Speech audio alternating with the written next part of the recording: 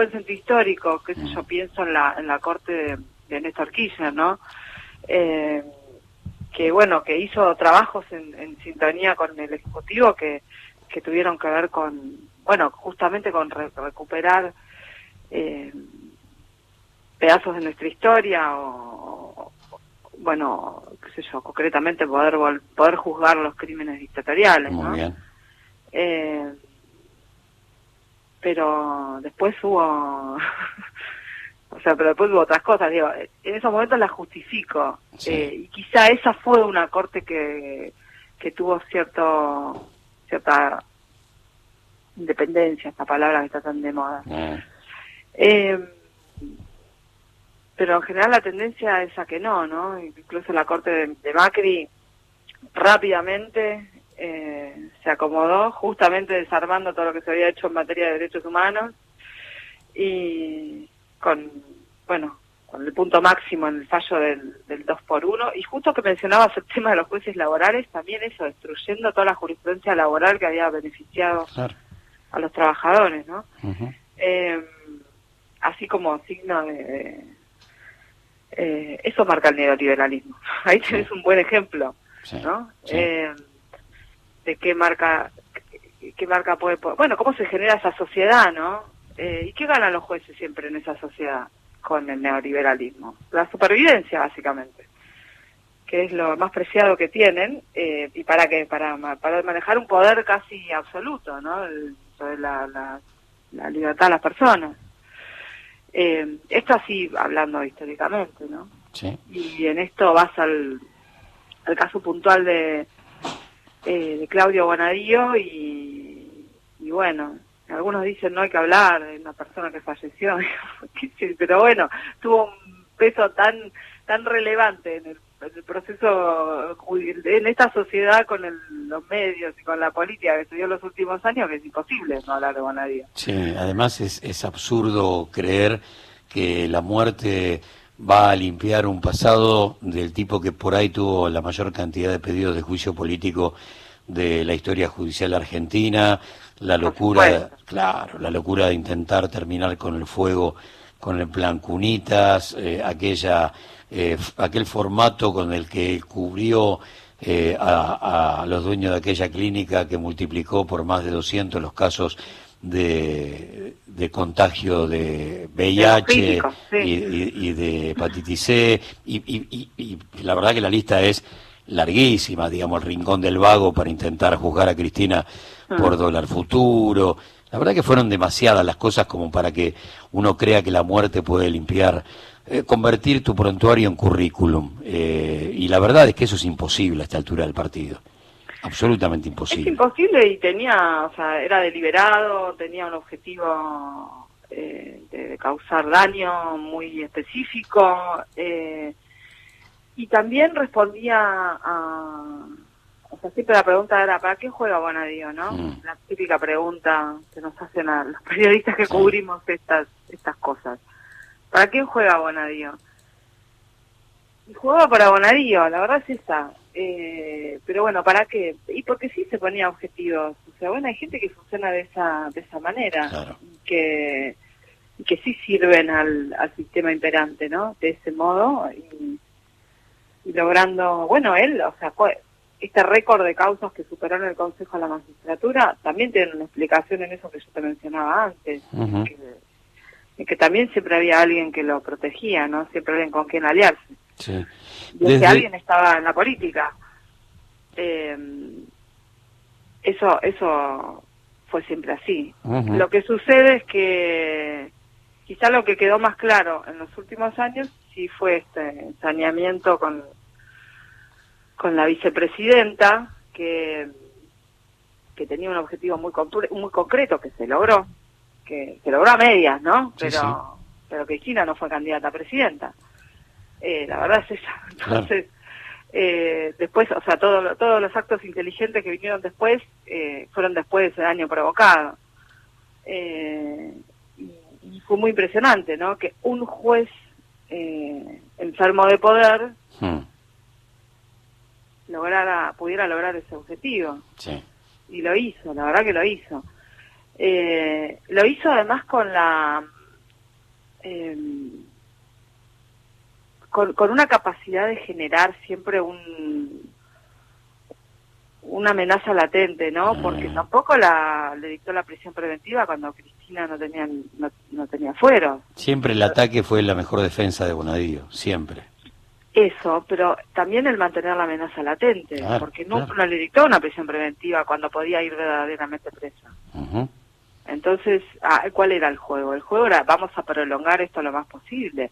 Eso que ese recurso que inventó él de multiplicar legajos dentro de una misma causa para multiplicar las imputaciones a una persona, ¿para qué sirve? Para sostener el espectáculo, para sostener la amenaza, prolongarla en el tiempo, negociar permanentemente, siempre tener aliados, ¿no?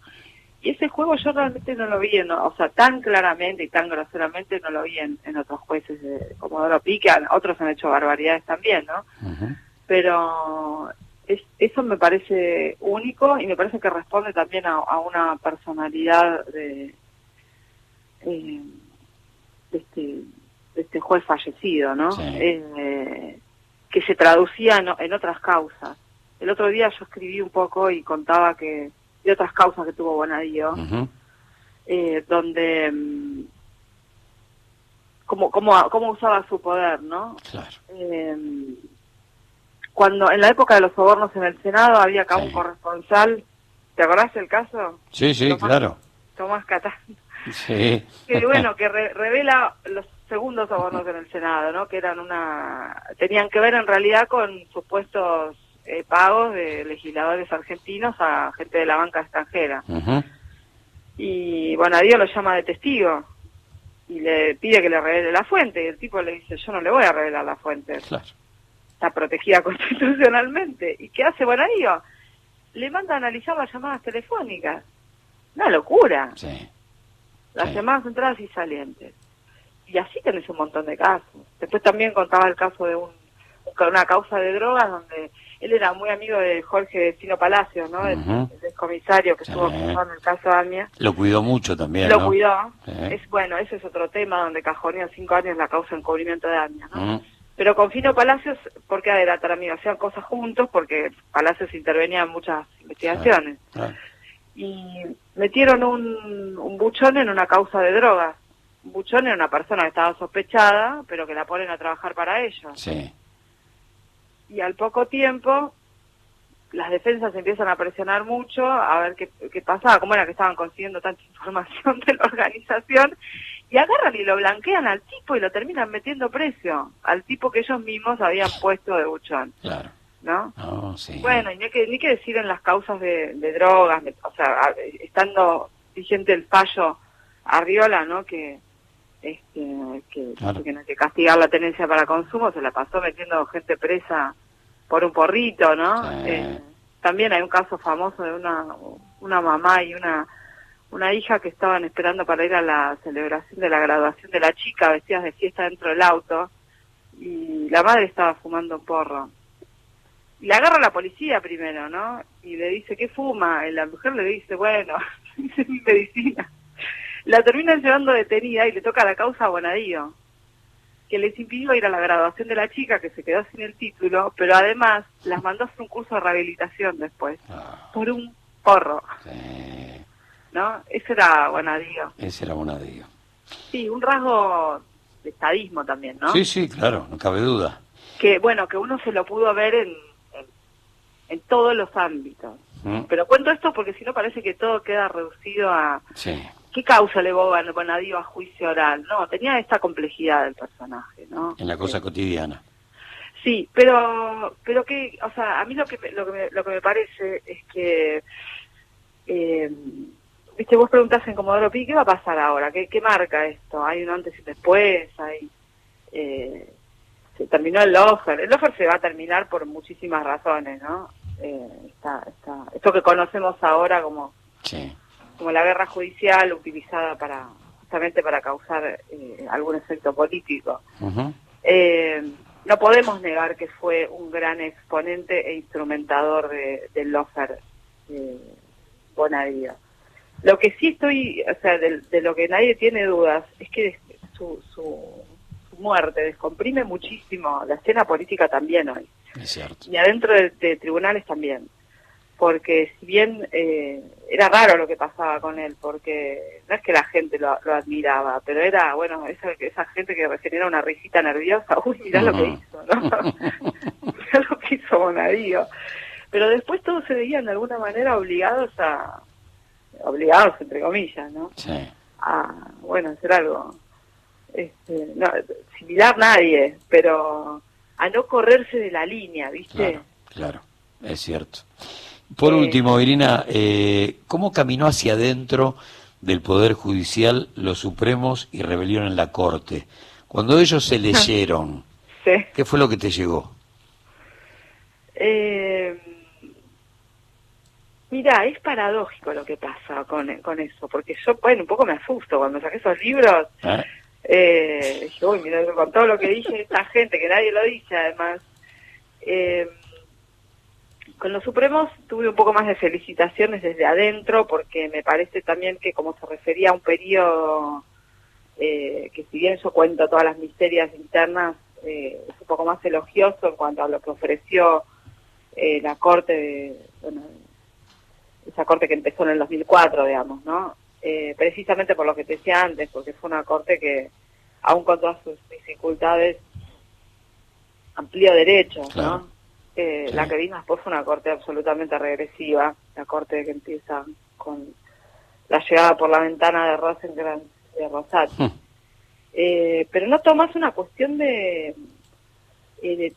temor desde adentro, ¿no? Entonces me encuentro con que quizá no consiga una primicia de alguien que nunca igual me lo hubiera dado, ¿no? Pero claro. Tampoco me preocupa, pero hay como cierto temor, ¿no? Al periodismo. Sí.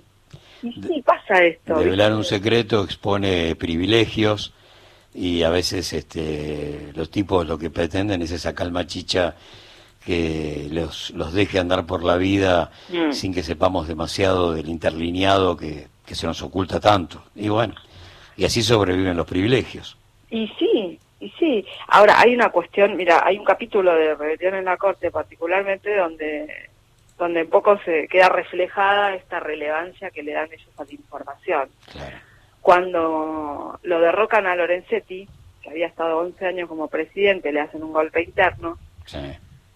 La primer pelea pública que tiene con su sucesor, que es Carlos Rosenkrantz, súper macrista Rosenkrantz, la primer pelea es por el manejo del Centro de Información Judicial, claro. porque Lorenzetti no le quería dar las claves para acceder al sistema. Sí. Claro, pero fue tan simbólico, ¿viste? Era obvio que en algún momento le iba a tener que dar el Centro de Información Judicial porque lo manejaba el presidente de la Corte. Después armaron una cuestión colegiada, ¿no? Que estuvo bastante bien. Pero en ese momento fue un escándalo público porque se mandaban cartas en público, encima de la época que era el G20, que había jueces acá. Claro. De todos los países del G20 se peleaban diciéndose barbaridades, ¿no? Lorenzetti, Rosenkrantz y Lorenzetti diciéndose cualquier cosa, Lorenzetti diciéndole, por ejemplo, usted trató con violencia de género a mi principal colaboradora, ¿no? Cosas de ese estilo, sí. Que era la que manejaba el SIG. Casi se agarran a las piñas en el CCK porque era la reunión esta del J20 que te decía, ¿no? Pero lo que digo es eso, el manejo de la información es algo que les preocupa, les molesta que hablen de ellos y todo, pero tratan de tener un control sobre eso. Y bueno, y quizá explique que igual me saluden. El enemigo honorable, está muy bien. Igual, claro, igual no me quiten el saludo. El segundo libro fue un poco más picante, Rebelión en la Corte, entonces, sí, a mí también me da un poco de cosa, pero bueno, me parece que es necesario contar todo eso y hay algo que hoy me parece tiene más valor de lo que se cuenta en ese libro y que sí tiene que ver con Bonadío también, que es la alianza que tuvo la Corte con con la cocina del Lozas, claro. Que no se dio mucho, que no parecía que la Corte estaba atrás, y la Corte estaba atrás estuvo atrás de la doctrina de Urso, y estuvo atrás del fogoneo de esto de alimentar